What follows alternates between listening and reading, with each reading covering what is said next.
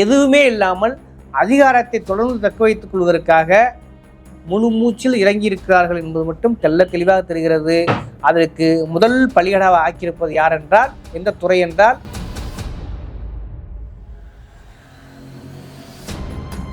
கிட்டத்தட்ட பிஜேபி தான் ஜெயிக்க போகுது அப்படிங்கிற ஒரு மக்களிடையே ஒரு குழப்பவாத உளவியலை நம்ப வைக்கக்கூடிய சதி நடந்து விட்டதோ என்றுதான் தோன்றுகிறது.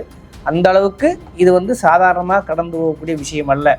इसका नाम एग्जिट पोल नहीं है, इसका नाम मोदी मीडिया पोल है। ये मोदी जी का पोल है, फैंटेसी पोल है उनका। सर कितनी सीटें आ रही हैं आपके हिसाब से? सिद्धू मूसेवाला का सॉन्ग सुना आपने?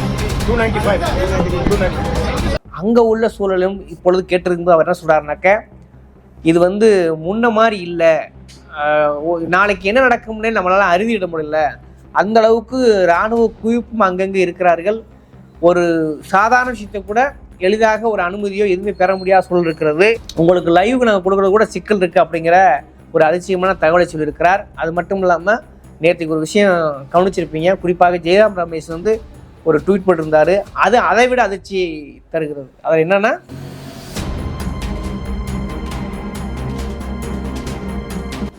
தமிழ்நாட்டில் வேண்டுமானால் அப்படி ஒரு நிலைமை ஏற்படாமல் இருக்கலாம், ஆனால் வட இந்தியாவில் ஒட்டுமொத்த கார்ப்பரேட் மீடியாக்கள் முழுக்கவே மாறிவிட்டன, அது காவிமயமாக ஆகிவிட்டன என்பது மட்டும் தெள்ள தெளிவாக தெரிகிறது. நாளை 4ஆம் தேதி விடிந்து எழுந்தால்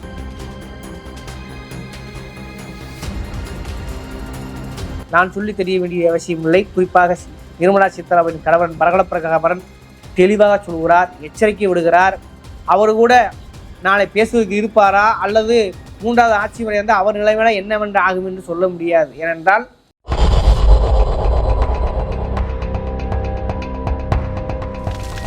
வணக்கம், இது சொல் புதிது, நான் உங்கள் தவம்.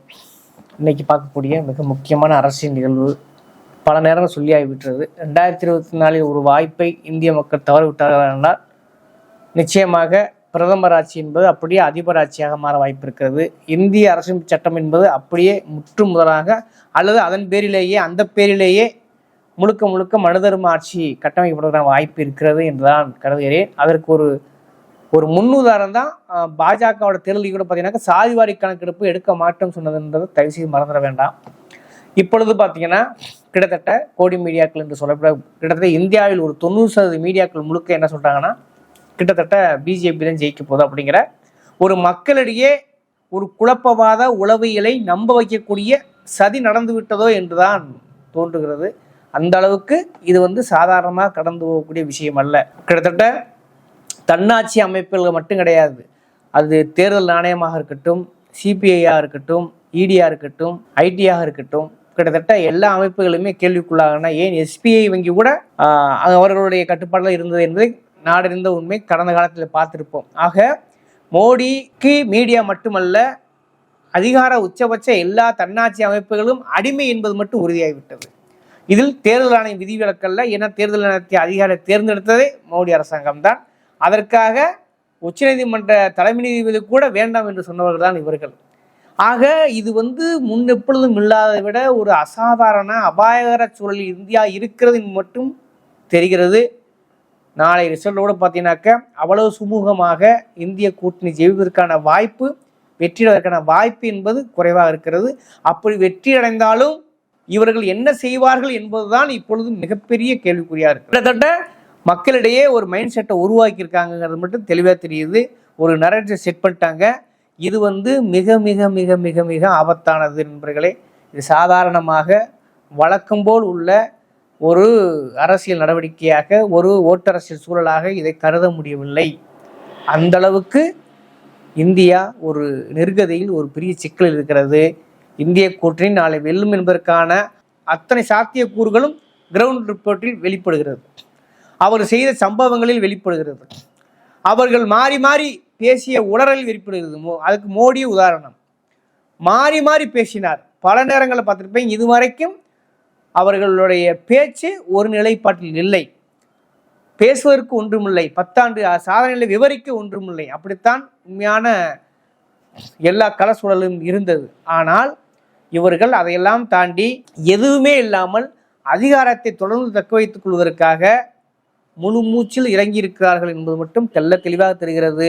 அதற்கு முதல் பலிகடாவை ஆக்கியிருப்பது யார் என்றால், எந்த துறை என்றால் அது ஊடகத்துறை தான். மீடியாவை முழுக்க முழுக்க வளைத்து விட்டார்கள் என்பது மட்டும் தெளிவாக தெரியாது. ஏனென்றால் ஆசியாவிலேயே மிகப்பெரிய பணக்கார கட்சியாக இருப்பது இன்னைக்கு யார் இதுன்னா பாஜக தான். அந்த ஊழலை, அந்த சட்டப்பூர்வமான ஊழலை வெட்ட வெளிச்சத்துக்கு கொண்டு வந்தது உச்சநீதிமன்றம். என்னமோ தெரியவில்லை, என்ன காரணமோ புரியவில்லை, உச்சநீதிமன்றம் எல்லாவற்றிலும் நியாயமாக நடந்து கொண்டிருக்கிறதா என்றால் அது மிகப்பெரிய கேள்விக்குறிதான். அப்படித்தான் விவிபேட் என்பதில், இவிஎம் எண்ணுவதில் அவர்கள் அளித்த தீர்ப்பு மக்களிடையே ஒரு பெரிய ஏமாற்றத்தை ஏற்படுத்தியது. என்னை கேட்டால் எலக்ட்ரோ பாண்ட்ல கூட நீங்க நீதியை நிலைநாட்ட வேண்டிய அவசியம் இல்லை. இவிஎம்மில், விவிபேட்டில் நீங்க முறையாக வாக்குச்சீட்டு முறை கூட வேண்டாம், ஒவ்வொரு ஒப்புகை சீட்டையும் நீங்க எண்ணி இருந்தாலே இன்னைக்கு இவ்வளவு குழப்பம் வந்திருக்கா என்று தான் நினைக்கிறேன். ஆக உச்சநீதிமன்றம் கூட மோடிக்கு பணிந்து விட்டதோ என்கிற ஐயம் எழாமல் இல்லை. இதை கேட்காமலும் இல்லை, கடந்து போக முடியாது, சொல்லித்தான் ஆக வேண்டியிருக்கிறது, பேசித்தான் ஆக வேண்டியிருக்கிறது. பல மீடியாக்கள் பார்த்தீங்கன்னாக்கா அவங்க புள்ளி விவரம், உதாரணத்துக்கு பீகார்ல ஒரு 6 இடத்துல ஒரு கட்சி சொல்றாங்க ஜெயிக்கும்னு, ஆனா அவங்க நிக்கிறதே 5 இடம் தான். ஆக இந்த மாதிரியான பல்வேறு குளறுபடிகள் என்னன்னா, இதற்கிடையே பார்த்தீங்கன்னா நம்ம டெல்லியிலிருந்து வரக்கூடிய ரிப்போர்ட் இருக்கு இல்லைங்களா, குறிப்பாக நமது உச்சநீதிமன்றத்தில் வழக்கறிஞராக இருக்கக்கூடிய திரு ஹாஸ்டோ அவர்கள் நமக்கு அங்கிருந்து அவ்வப்போது செய்திகளை சொல்லிக்கொண்டே இருக்கிறார். அங்கே உள்ள சூழலும் இப்பொழுது கேட்டிருக்கும்போது அவர் என்ன சொல்றாருனாக்க, இது முன்ன மாதிரி இல்லை, நாளைக்கு என்ன நடக்கும்னே நம்மளால அறிவிட முடியல, அந்த அளவுக்கு இராணுவ குவிப்பும் அங்கங்கே இருக்கிறார்கள், ஒரு சாதாரண விஷயத்தை கூட எளிதாக ஒரு அனுமதியோ எதுவுமே பெற முடியாத சூழல் இருக்கிறது, உங்களுக்கு லைவ் நாங்கள் கொடுக்கறது கூட சிக்கல் இருக்கு அப்படிங்கிற ஒரு அதிசயமான தகவலை சொல்லியிருக்கிறார். அது மட்டும் இல்லாமல் நேற்றுக்கு ஒரு விஷயம் கவனிச்சிருப்பீங்க, குறிப்பாக ஜெயராம் ரமேஷ் ஒரு ட்வீட் போட்டிருந்தாரு, அது அதை விட அதிர்ச்சி தருகிறது. அவர் என்னன்னா, கிட்டத்தட்ட 150க்கு மேற்பட்ட 200 கலெக்டர்களை என்ன பண்ணியிருக்காருன்னா அமித்ஷா நேரடியாக தலையிட்டு அச்சுறுத்தல் செய்திருக்கிறார், மிரட்டி இருக்கிறார் என்ற தகவல் வெளியே இருக்கிறது. ஆக நீ இதுல என்னங்க மிஞ்சணும், நீ என்னங்க சொல்லணும், நீ என்னங்க நடக்கும், 4ஆம் தேதி எதுவும் நடக்கலாம் அப்படிங்கிற ஒரு அயற்சியான சிக்கலான இது என்று அறிய முடியாத ஒரு குழப்ப நிலை தான் ஏற்படுகிறது. ஏனென்றால் இந்த மீடியாக்களில் ஒரு மைண்ட் செட்டை ரெடி பண்ணிட்டாங்க. தமிழ்நாட்டை மட்டும் கணக்கில் எடுத்துக்கொண்டு, தமிழ்நாட்டில் சரியாக எல்லோரும் கணிக்கிறார்கள். ஏன்னா தமிழ்நாட்டை ஒன்றும் செய்ய முடியாதுங்கிறது உலகறிந்த ரகசியம், அது உலகறிந்த ரிப்போர்ட். அதில் நான் சரியா சொல்றோம்ல, அப்ப நான் இந்தியா முழுக்க உண்மையத்தை சொல்லுவோங்கிற ஒரு பொய்யான பிம்பத்தை கட்டமைக்கிறார்கள். இதுதான் மிகப்பெரிய ஆபத்து.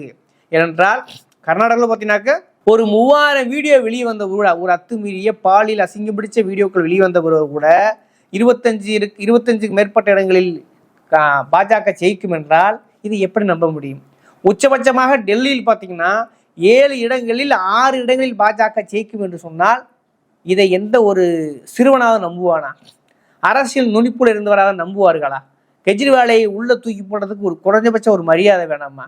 அவர் கதறுகிறாரு. இப்போ என்ன சொல்லிட்டு போயிருக்காரு, நான் வெளியில் உயிரோடு வருவது ஆச்சரியம் சொல்லிட்டு போயிருக்காரு. அப்ப கிட்டத்தட்ட அவருக்கு முடிவு தெரிந்து விட்டதா? இப்படி பல்வேறான குழப்பங்கள், பல்வேறான கேள்வி எழுகின்றன. ராகுல் காந்தி ஒரு தன்னம்பிக்கை ஏற்படுத்தி இருக்கிறார், சொல்லி இருக்கிறார், இது மூலக்க इसका नाम एग्जिट पोल नहीं है, इसका नाम मोदी मीडिया पोल है। ये मोदी जी का पोल है, फैंटेसी पोल है उनका। सर कितनी सीटें आ रही हैं आपके हिसाब से? सिद्धू मूसेवाला का सॉन्ग सुना आपने? 295 அவர் சொல்வதில் ஒரு துளி நம்பிக்கை ஏற்பட்டாலும் கூட நடக்குகிற சூழல்கள், சம்பவங்கள், மோடியின் நடவடிக்கைகள், அமித்ஷாவின் நடாவடிகள் பார்த்தோம்னாக்க இந்தியாவை விட்டு, இந்தியாவின் அரசியல் அதிகாரத்தை விட்டு இந்த பிஜேபி, குறிப்பாக மோடி அமித்ஷா விலகுவார்களா என்கிறது தெரியவில்லை. இதற்கிடையே பார்த்தீங்கன்னா ஆர்எஸ்எஸ்க்கும் மோடிக்கும் கூட லடா என்கிறார்கள்.